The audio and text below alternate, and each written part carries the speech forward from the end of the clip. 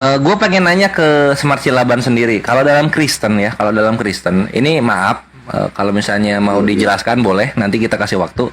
Nanti Gurunda juga nanggepin ya. Gini, Baik. ketika Yesus disalibkan, itu jatuhnya azab atau ujian? Silahkan. Ya, kalau aku sih kurang paham namanya agama, cuman aku ambil yang baiknya aja dari agama. Artinya Eh, apa? Aku hanya ingin jadi berguna sama orang lain. Nah, Ya kan? secara naluriah aja, kisah Iya, penyaliban Yesus betul. itu ujian atau azab? Tidak dua-duanya. Oh, tidak dua-duanya. Kalau Gurunda? Ya, karena dia sudah mengatakan sebelumnya dia bakal disalib. Kalau saya itu azab, karena itu adalah kutukan. Nah, ini harus diobrolin nih Smart Silaban nih.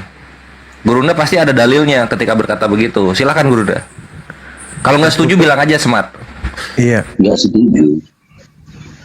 terkutuklah orang yang mati di atas tiang salib. Kutuk itu adalah azab. Yesus dikatakan terkutuk di atas salib karena ada tertulis terkutuklah orang yang mati di atas kayu. Sedangkan yang tertulis itu adalah yang terkait di dalam Ulangan 21, 22, 23. Apabila ada orang yang melakukan dosa sepadan dengan hukuman mati, maka jangan kau biarkan mayatnya menyentuh tanah. Sebab orang yang dikutuk Tuhan, yaitu dia, jangan kau biarkan dia menyentuh tanah yang diwariskan kepada kalian dari Tuhanmu. Artinya penyaliban itu adalah azab, karena itu adalah kutuk dari Tuhan. Itu ada dalilnya nggak Gurunda ya? Aku telah orang yang mati. Galatia 3, Al-Quran surah Al-Ma'idah ayat 33. Oh, Galatia 3 ya coba. Coba Smart Silaban kalau ada Bible cetaknya kita sama-sama ngecek yuk. Coba kita lihat ya. Galatia 3 nomor 3 Gurunda. Galatia 3 nomor 13, Oh, 13. Al-Ma'idah Al-Quran 33. Al-Maidah 33. Kita baca dua-duanya. Galatia 3:13. Kristus telah menebus kita dari kutuk hukum Taurat dengan jalan menjadi kutuk karena kita, sebab ada tertulis, terkutuklah orang yang digantung pada kayu salib. Oh, tertulis. Iya, ini satu ya. Coba yang Al-Maidah sekarang. Hukuman bagi orang-orang yang memerangi Allah dan Rasul-Nya dan membuat kerusakan di bumi hanyalah dibunuh atau disalib. Berdalil dalil. Ya ya ya. Dan di akhirat mereka mendapat azab yang besar. Oh iya, Walahum ini fil terakhirnya. akhirati azabun azim. Jadi Azim. kutuk. Jadi salib itu adalah azab. Itu adalah kutuk dan adalah azab. Itu Silaban, sayang seribu sayang ada dalilnya ternyata mengenai salib itu. Jadi orang yang digantung di pohon itu adalah orang yang dikutuk. Kutuk itu azab. Iblis dikasih azab, ular tua dikasih azab. Azab ini adalah apa yang menimpa terhadap makhluk Tuhan yang durhaka kepada Tuhan. Azab bukan hanya ditujukan kepada orang kafir, bisa jadi kepada orang Islam juga. Azab itu dikarenakan mereka kemudian melampaui batas.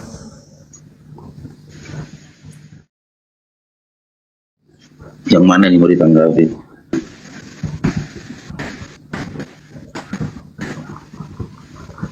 Mengenai Yesus tadi. Iya, silakan Bang. Jadi kalian bilang kan terkutuk orang yang disalib, ya. Aku pun jarang baca kitab-kitab. Kan dia kan sudah mengatakan sebelumnya dia bakal disalib, dan dia bukan manusia biasa kan gitu. Dan ditulis juga sebelum Abraham ada dia udah ada. Ya, apapun ceritanya, dia ada sebelum dunia ini, dia ada sebelum langit dan bumi. Ya, pada intinya dia adalah manusia yang dikutuk. Kutuk itu azab. Itu jelas itu bang. Mau seperti apapun ceritanya, yang digantung itu adalah orang yang dikutuk Tuhan. Jadi Tuhan yang mengutuknya, bukan yang mengutuknya itu manusia, bukan. Tapi yang mengutuk orang yang disalib itu adalah Tuhan. Ulangan 21, 22, 23. Jadi oknum yang kalian anggap Yesus yang digantung itu adalah oknum yang dikutuk oleh Tuhan. Tuhan yang mengutuknya langsung. Makanya kami umat Islam tidak mengakui itu adalah Nabi Isa. Tidak mengakui itu adalah Nabi yang datang kepada Bani Israel. Melainkan yang digantung itu adalah orang yang terkutuk, orang yang dikutuk oleh Tuhan. Al-Quran surah Al-Ma'idah ayat 33 tadi sudah dibacakan. Galatia 3 nomor 13 juga sudah dibacakan. Begitu juga ulangan 21, 22, 23 sudah dibacakan. Pada kesimpulannya kemudian, orang terkutuk itulah yang kalian jadikan sebagai sembahan.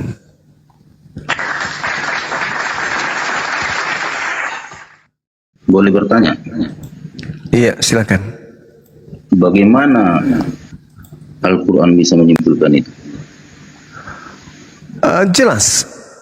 Karena Al-Quran itu adalah wahyu dari Sang Yang Maha Melihat.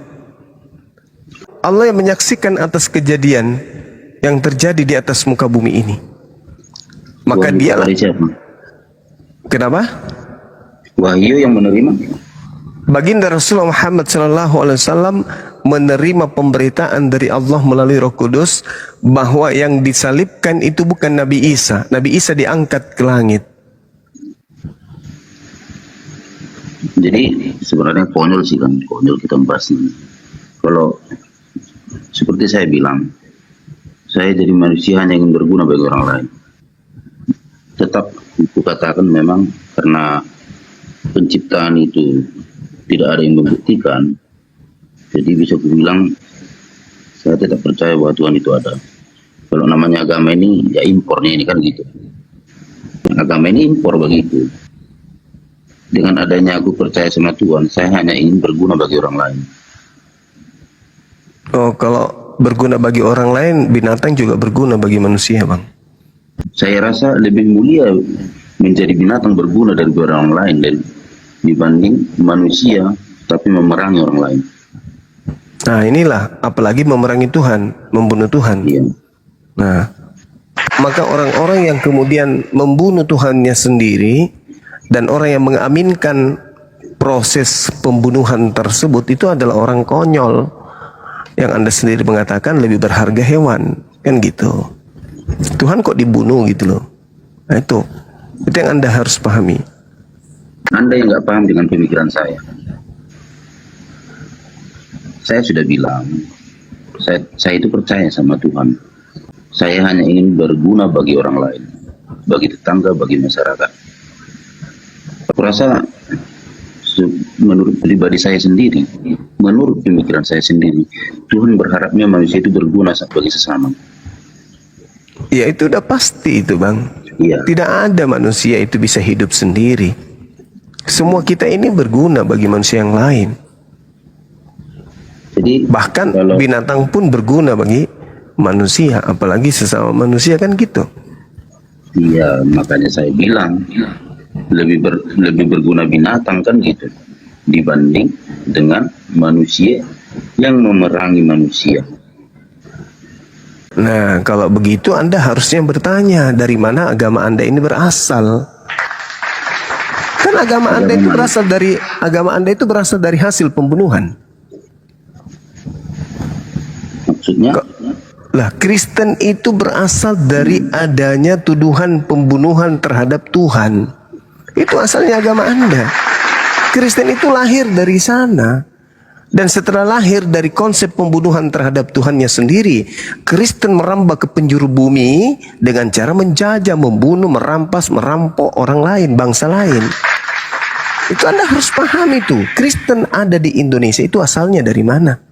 Siapa yang datang ke Indonesia membawa agama Anda? Harusnya sadar itu. Kalau Anda mengatakan bahwa lebih berguna binatang daripada memerangi manusia, dengan kata lain Anda mengatakan lebih berguna kera daripada orang yang membawa agama Kristen ke Indonesia. Di mana Anda bisa melihat sejarah Kristen disampaikan dengan damai di dunia ini? Ada. Kristen masuk ke Indonesia dengan damai? No. Rasakan kemudian Betul sekali. Anda bisa merasakan kedamaian setelah mayoritas penduduk Indonesia mengusir penjajah. Barulah Anda setelah Indonesia merdeka baru hidup tenang di tengah-tengah mayoritas penduduk Islam. Begitu saudara. Jadi sekarang itu Kristen itu menjual kami ini ajaran kasih gitu. Kenapa? Karena mereka merasa minoritas, selalu merasa tersakiti. Lupa bahwa sebenarnya mereka ada di tengah-tengah mayoritas itu dari hasil titisan para penjajah. Lupa. Dulu Toraja bukan Kristen, Manado, Batak, Flores, Papua bukan Kristen. Siapa yang membawa Kristen ke sana? Ya, penjajah datang dari luar masuk ke Indonesia, jadikan kota wilayah-wilayah yang saya sebutkan itu sebagai basisnya. Kami melawan, makanya kami nggak jadi ikut agama mereka. Belum ada sejarahnya Nusantara ini dijajah oleh pasukan dari bangsa Arab atau bangsa yang mayoritas Islam. 100% penjajah Nusantara ini adalah non-Muslim, non-Islam. Itu 100% penjajah tanah air. Meskipun yang memperjuangkan kemerdekaan tidak 100% Islam, tetapi 100% penjajah itu non-Islam. Nah sekarang hendak kepada siapa Anda menyindir? Lebih berguna binatang daripada orang yang memerangi orang lain. Pada Oten.